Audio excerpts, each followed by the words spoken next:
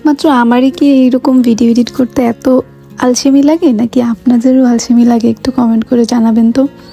একটা ভিডিও আমি রেখে দেই যে একটা ব্লগ বানাবো করে আমার আর বাসায় এসে ভিডিও এডিট করা, ভয়েস দেয়া এত বেশি প্যারা লাগে যে আমি 1 মাসের ভিডিও আরেক মাসে আপলোড করি।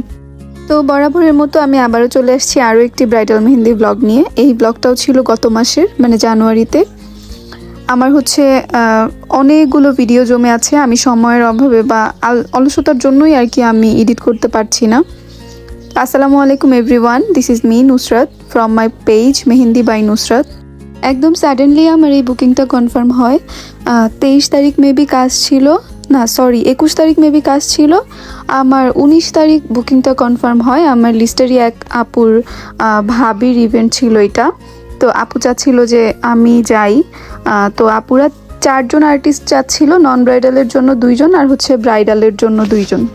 তারপরে আমি আপুকে কনভিন্স করি যে আপু আপনাদের 4 জন আর্টিস্ট লাগবে না, আমরা 3 জনই কভার করতে পারবো। 2 জন ব্রাইডালের জন্য আর 1 জন নন ব্রাইডালের জন্য। তারপর এই যে আমি আমার টিম আর্টিস্ট নিয়ে যাই, সানজিদা যে আমার সাথে সবসময় ব্রাইডাল করে, আর আরেকজন আপুকেও নিয়ে যাই নন ব্রাইডালের জন্য। তারপর ব্রাইডাল শুরু করার আগেই আমরা নন ব্রাইডালগুলো 3 জনেই কমপ্লিট করার ট্রাই করি। যদিও আপুদের অনেক গেস্ট ছিল আর জ্যামের জন্য আমাদের একটু লেট হয়ে যায়। এবার ওয়েডিং সিজনে আসলেই মানে রাস্তার অবস্থা এত বাজে ছিল, প্রত্যেকটা ইভেন্টেই দেখা গেছে যে 1 ঘন্টা 1.5 ঘন্টা করে লেট হয়ে গেছে। তারপর আমাদের নন ব্রাইডাল করতে করতে আপুর একটু হলুদ হচ্ছিল, তো আমরা রাত্রেবেলা 9টার সময় আপুর ব্রাইডালটা স্টার্ট করি। তো ফটোগ্রাফাররা ছবি তুলছিল, আমি ছোট ছোট করে ভিডিও নিচ্ছিলাম ব্লগ বানানোর জন্য। সেই কবে ব্লগ বানানোর জন্য ভিডিও করে রাখছি, কিন্তু আজকে ফাইনালি আমি টাইম পাচ্ছি রিসেন্ট কয়েকটা ভিডিওই ছোট ছোট করে এডিট করে তারপর আপুরা আমাদের একটা ব্রেক দেয়। আমরা একটু খাওয়া দাওয়া করে নিই, সবাই 3 দিনই খাওয়া দাওয়া করে নিই। তারপর খাওয়া দাওয়ার পর আমরা আবার আমাদের ব্রাইডালটা স্টার্ট করি। মানে আমরা একটা পার্ট কমপ্লিটও করতে পারছিলাম না 11টার মধ্যে, একটু সময় যাচ্ছিল আর কি ভালোই। তো তারপর এই যে যখন হঠাৎ করেই দেখলাম সিয়াম ভাইয়া আমাদের সাথে, তো তখন আমরা আরও সুন্দর করে, মানে কি বলবো, ওই টাইমটা খুবই মানে সুন্দর ছিল।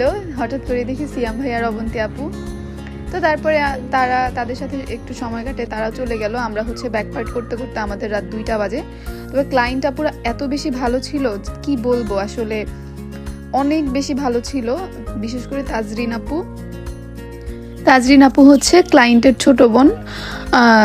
সে আমাদের রাত হয়ে গেছে দেখে একদম গাজীপুর পর্যন্ত, আমার বাসা পর্যন্ত তারা রাতে উবার করে দেয়। তো আমি আরেকজন যে নন ব্রাইডালের আর্টিস্ট ছিল ওই আপুকে উবার করে দেয়, সে আপু চলে যায় আপুর বাসায় মোহাম্মদপুরে। আর আমরা গাজীপুরে এই যে রাত্রে 2:30টার সময় আমি গাড়িতে বসে বসে ভিডিও করছিলাম। তো সামনেই যে আমার হাজব্যান্ড বসেছিল, ও আমাদের নিতে আসছিল। তারপর একজনের বাসা ছিল বড় বাড়িতে, আমরা তাকে সেখানে নামিয়ে দিয়ে তারপর আমি গাজীপুর মৌচাক চলে আসি। একদম কুয়াশা ভরা রাতে আমরা এরকম জার্নি করছিলাম, খুবই ভালো লাগছিল সেদিন। তো যাই হোক, সবাই ভালো থাকবেন, সুস্থ থাকবেন, আর মেহেন্দি বাই নুসরাতের সাথেই থাকবেন। আজকের মতো এতটুকুই, দেখা হবে, কথা হবে ইনশাল্লাহ আবার নেক্সট কোনো ব্লগে। আল্লাহ হাফেজ।